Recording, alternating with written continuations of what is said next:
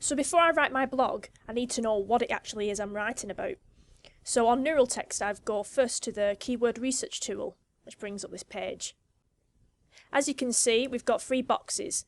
We've got the box for the keyword, the country, and the language. So there's quite a lot of different languages there.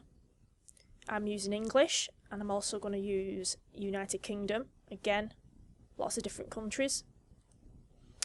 And I'm going to write a blog about gardening. So I want to drill down and find out a topic on what I'm going to write about within gardening. So let's just type in that. It's better to use like a broad term because it's going to find all the more long tail and more sort of niche keywords. So we've got our results back.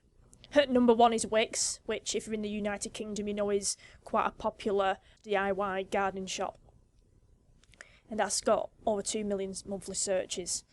So we've got our table here. We've got the relevant search terms on the left, along with the total volume for each of those terms that mentions that word.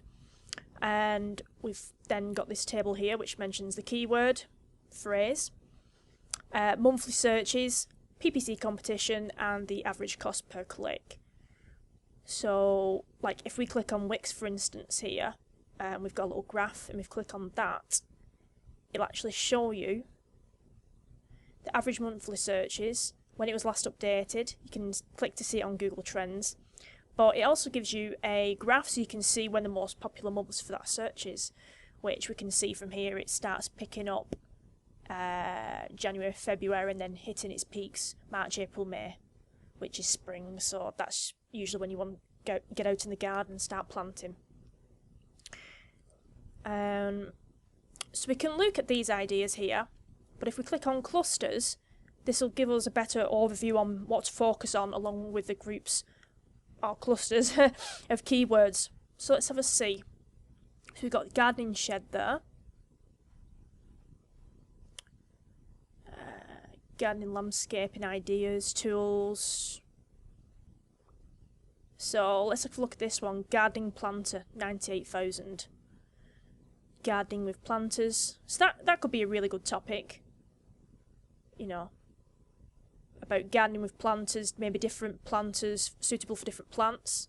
Or one here, gardening with pots. So we could talk about the different shaped pots, what size pots are good for, you know, different plants, or if you're growing small trees, things like that. And this, so the clustering really gives you a good sort of overview, an idea for topics that you want to cover within your niche.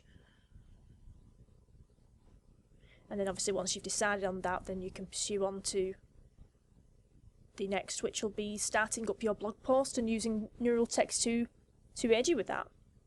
If you want to drill down further still, then take one of the more short tail keywords. So pots for gardening. If we go back onto keyword research and type that phrase in instead,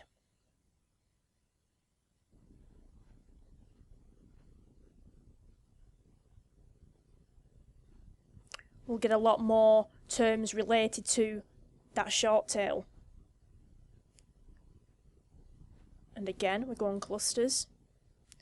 So as you can see, we've took the pots for gardening and sort of explored subjects within that particular topic. So we've got outdoor plant pots. Pots for gardening obviously is the one we've searched. Cheap plant pots, terracotta plant pots, plastic plant pots. We've got things like this, the sizes, ceramic. Obviously a lot of these probably tailored more for e-commerce websites. Then you've got things here, gardening pots for beginners. So that would be a good topic. Yes, it's only got 60, but obviously we all know a lot more long tail can come from that. And people do like guides, so you're not only creating blog content for the search engines, but also for the reader. So if you've got a really popular blog, then people who are new to gardening, a gardening pots for beginners could be a really nice blog post.